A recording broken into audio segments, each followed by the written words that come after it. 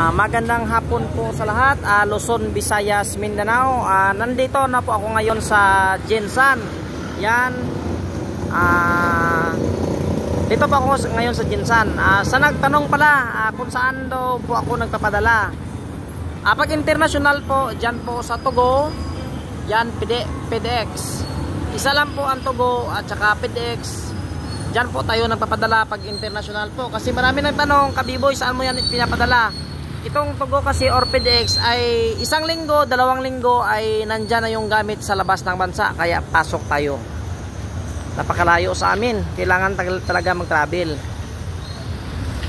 Yan. PDX.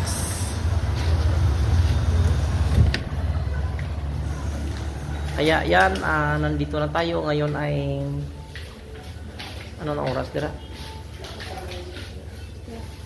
Ngayon ay alas 3 na ng hapon. Yan, pag international po kasi ang padalahan dito po sa Togo. Kasi isang linggo, PDX pala. Isang linggo, 2 linggo nandyan na yan sa labas ng bansa.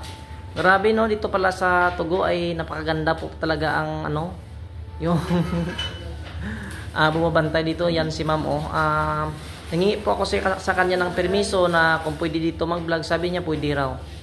Kaya kung gusto niyo magpadala ng international dito po sa Togo kasi napakaganda po dito ang nagbabantayan. Kaya ulit maraming salamat ma'am sir dyan sa labas ng bansa. Kayo po ay nagtiwala na kumuha sa atin ng ganito.